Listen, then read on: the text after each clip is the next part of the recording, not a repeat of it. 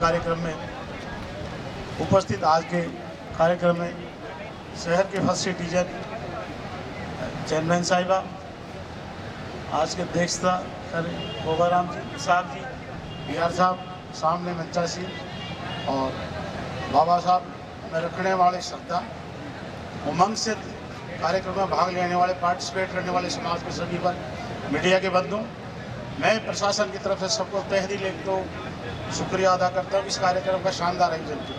और खासकर हमारे पुलिस जो जाब्ता लगा, उन्होंने कहा कि पहली बार शांतिपूर्वक और बड़ा उत्साह से ये जो मनाया गया, मैं आपका शुक्रिया अदा करता हूँ। बाबा साहब भीमराव अम्बेडकर एक संविधान निर्माता नहीं, समाज की बहुत बड़ी थोड़ थी। जिस गरीब घर में पैदा हुए, जो सोच लेके चली, जो उन्होंने चिराग जलाए, देश को एक सूत्र में माना, महान विद्वान थे। आदमी खुद के लिए बहुत जीता हुआ, जो समाज के लिए जीते और समाज के जो बदल दे उसको महान कहते हैं। बाबा साहब को ऐसे ही कोई महान नहीं कहा जाता। उन्होंने हर परिस्थिति देखा, समाज के हर तबके को देखा, गरीब को देखा, महिलाओं को देखा, पीड़ित पक्ष को देखा। उन्होंने कहा कि इस देश को एक सूत्र मानना है, एक संविधान, एक नियम और एक कानून होना चाहिए। इतना अनुभव नॉलेज होने के बाद विदेश में उन्होंने 32 उनके पास तो अवार्डेड डिग्रियाँ थी, 9 उनको भाषाओं का नॉलेज था, प्रखंड विद्वान थे। तब उन्होंने सारे तत्कालीन भारत के आज़ाद होने के बाद सारे नेताओं ने तय किया, अगर इस देश को एक सूत्र बनाना तो एक विद्वान व्यक्ति है डॉक्टर भीमराव अम्बेडकर, जो संविधान बना सकते हैं। सारे विश्व में संविधान को पढ़ा और उन्होंने सबसे पहले भारत के लिए संविधान बनाया। और जो संविधान जो बनाया, आज दिन तक उसी संविधान के आधार पर देश सरकार और करोड़ों की जो भावना है उसी संविधान वास्ता रखती है। मैं मित्रों, इससे पहले 2 चीज़ आपको आगाह करना चाहता हूँ। बाबा साहब का जो बनाया संविधान से देश चल रहा है, चलेगा। और समाज में जो समानताएं, महिलाएं, बच्चे, गरीब तबके को जो मिली है, उसमें आज सारी देश और दुनिया इस चीज़ को लोहा मानती है। जो चिराग उन्होंने जलाई वो बुझने का नाम नहीं लेगी और कभी नहीं बुझेगी। हर समाज का, हर वर्ग के चाहता है उसको हक मिले जीने का, जी और जीने का। वो सामाजिक सुधार थे, आर्थिक दृष्टि थे, सोशल थे और लो नॉलेज था उनको बहुत था। इससे पहले 2 चीज़ मैं आपको बताना चाहता हूँ। सरदार वल्लभ भाई पटेल को अगर आज जयंती में याद करते हैं तो अतिशयोक्ति नहीं होती। महान विद्वान थे और वकील थे। 34 साल की उम्र में उनकी जब पत्नी बीमार हो गई, मैं आपको बताना चाहता हूं कि उनके पास एक मैसेज आया कि उनका अभिन्न मित्र है और 302 के मुकदमे में अगर सरदार पटेल की पैरवी नहीं करेंगे तो उनको या तो फांसी की सजा होगी या उम्र कैद होगी। कितना त्याग और तपस्या, कितना विचार दी सरदार पटेल और भीमराव अम्बेडकर साहब ने। तो जब उन्होंने मैसेज किया आप जाइए और अपने जो भी मुवक्किल है उसका पक्ष रखिए, उन्होंने पैरवी करी। जब गए उसकी पत्नी की तबीयत थोड़ी ठीक थी, 3 दिन तक उनकी बहस चली और दूसरे दिन उनकी पत्नी खत्म हो गई।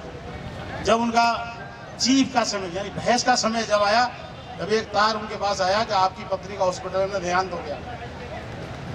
एक बार उन्होंने सोचा कि दुनिया बहुत बड़ा झटका होता है जब किसी का जीवन साथी चला जाता है। तो सरदार पटेल ने कहा कि एक तो मैंने मेरा जीवन साथी खो दिया और दूसरा ऐसा कि जो मेरे से उम्मीद वाले था, जिसने न्याय के लिए मुझे आना था, मैं अगर इसका पक्ष नहीं रखूँगा तो मैं न मेरी पढ़ाई, न मेरी सोच, न समाज के प्रति न्याय करूँगा। मित्रों, उन्होंने बहस की। उस मुकदमे में जब उन्होंने भरी हुए बाहर निकलते ही जो ही उसका मित्र उनसे गले मिला तो उनके 2 आंखों में से आंसू टपके थे। उन्होंने पूछा ऐसा क्या? एक मेरा खुशी का, एक गम का। गम तो इसी बात का है कि मैंने आने में देर कर दी और दुख इस बात का मैंने जाने में देर कर दी। तो आना जाना क्या है? तो मैं आपको बचाने तो आ गया पर मेरे साथी को आखिरी समय में देख नहीं पाऊंगा। कितनी उन लोगों में त्याग, तपस्या और डेडिकेशन था। डॉक्टर भीमराव अम्बेडकर इतना नॉलेज, इतना विद्वान होने के बाद उनको दुनिया में बेहतरीन जॉब के अवसर मिले।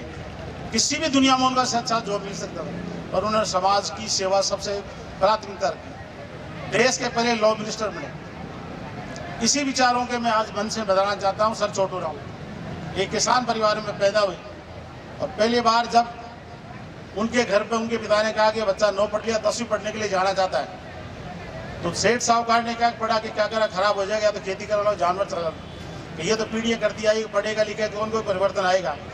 तो ऐसा पढ़ने के लिए तो अलग होते, आप थोड़ी होते। तो सर छोटू राम ने कहा कि बिल्कुल ये नियम बदलूंगा, कायदे बदलूंगा और समाज बदलूंगा।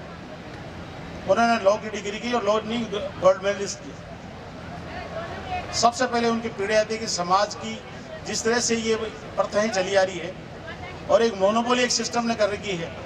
पहला क्या मैं रेवेन्यू मिनिस्टर बनूंगा, पंजाब सूबे के पहले लॉ मिनिस्टर बने और लॉ मिनिस्टर बनने के बाद उन्होंने कहा कि जो ऑन मॉर्गेज सिस्टम होता था, अगर समय पे तकादे पे अगर किसी किसान ने गरीब ने अपनी ज़मीन या जानवर गिरवे रख दिया, पैसा नहीं चुकाया, तो उसकी ज़मीन का जो गिरवे रखने वाला उसका मालिक हो जाता था।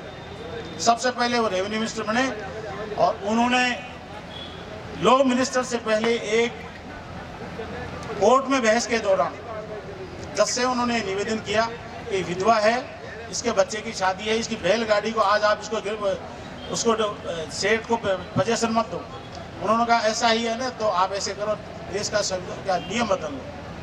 45 में जब 39 में वो रेवेन्यू मिनिस्टर बने तो उन्होंने ये कहा है कि जज साहब ने मुझे कहा था अगर किसान को गरीब को रिलीफ दिलानी है तो लो बदल दो।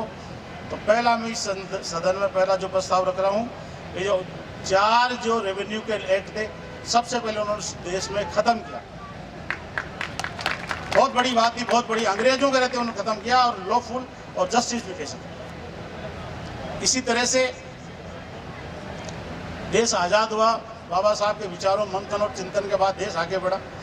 ब्यूरोक्रेसी पर एक सिस्टम हावी था, अंग्रेजी पढ़ा लिखा ही IAS IPS बन सकता था और आज़ादी से लेकर सन 77 तक वो सिस्टम चला। देश के महान इकोनॉमिस्ट, विदेश में पढ़े लिखे पॉलिटिशियन और गरीब किसान पैदा हुए। सर चौधरी चरण सिंह की किताबें अमेरिका में चलती थी। जब देश के वो पहले गृह मंत्री बने, मित्रों में इस मंच के माध्यम से बाबा साहब की पवित्र जयंती बताना चाहता हूँ। सन 77 में सबसे पहले उन्होंने ये कहा कि IAS की परीक्षा अंग्रेजी में हिंदी माध्यम से होगी, वरना इसमें एक वर्ग का, एक समाज का, पढ़े लिखे का, सक्षम लोगों का एक मोनोपोली थी। 2 बहुत बड़े बदलाव होने का अगर कहते हैं, अगर बाबा साहब नहीं होते न ये बदलाव हो पाते, न समाज में इक्वलिटी आती, न महिलाएं सम्मान से जीती, न गरीब सम्मान से जीता और न समाज की समानता कभी न कभी आती।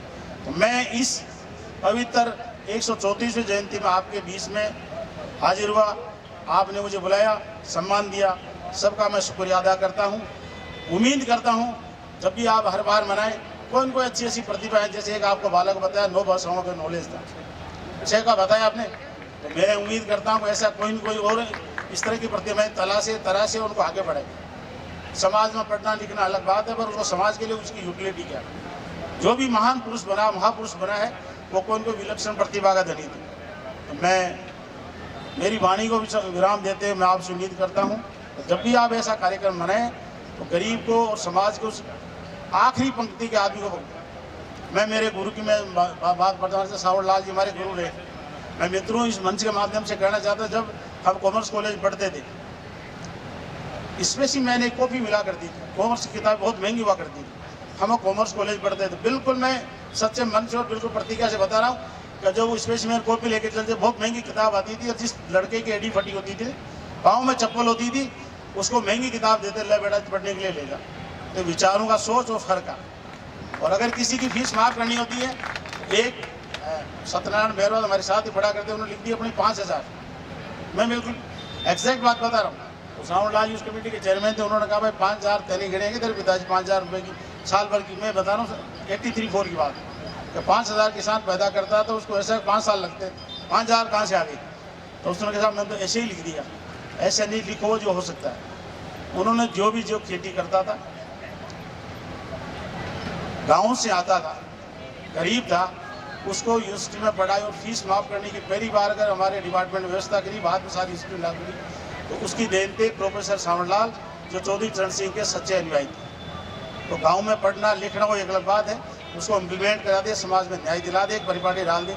जिस तरह से बाबा साहब ने इस देश में चिराग जला दी और जो रोशनी ला दी, दुनिया में उसका कोई शान ही नहीं है। तो मित्रों, मैं इतना ही कहना चाहता हूँ, महान विचारक बनो, समाज सुधारक बनो और समाज को कोई न कोई अपने नॉलेज भी अगर आप उपलब्धि देते हो तो अपने लिए बहुत उपलब्धि। जय हिंद, जय भारत।